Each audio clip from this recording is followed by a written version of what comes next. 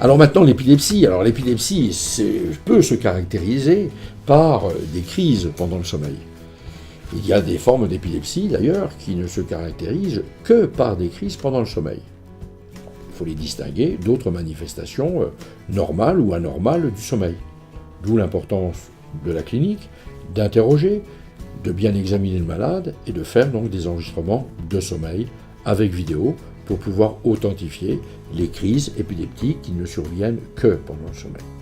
Il y a aussi des malades qui se plaignent, bien entendu, de crises épileptiques dans la journée et pour lesquels nous n'avons pas suffisamment d'informations dans les électroencéphalogrammes de la journée, de la veille, pour pouvoir affirmer le diagnostic de crise épileptique.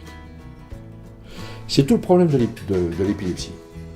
L'épilepsie, c'est un diagnostic clinique, c'est-à-dire qu'on va essayer de retrouver des symptômes qui permettent de montrer que le malade a probablement fait une crise épileptique.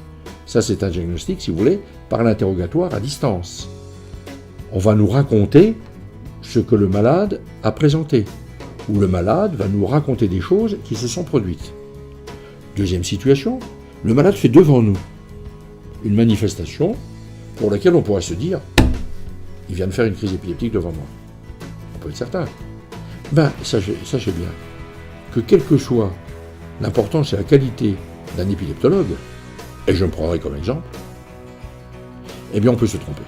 Même en voyant devant nous une manifestation, la marge d'erreur existe.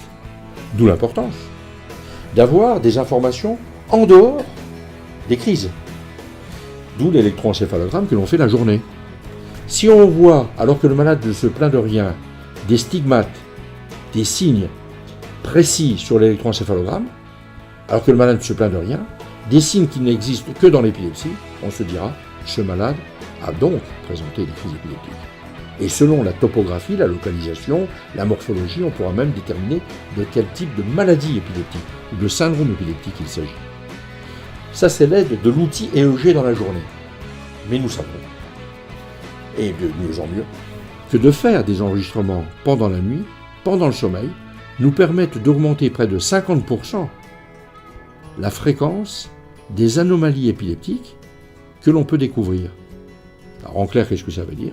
Lorsqu'on a un doute clinique sur la nature épileptique exacte des manifestations, lorsque les enregistrements électroencéphalographiques de veille ne sont pas contributifs ou suffisamment contributifs au diagnostic de crise épileptique et de syndrome épileptique, il est nécessaire de faire des enregistrements de sommeil ou de nuit, une nuit complète, ou de jour après une privation de sommeil la nuit précédente.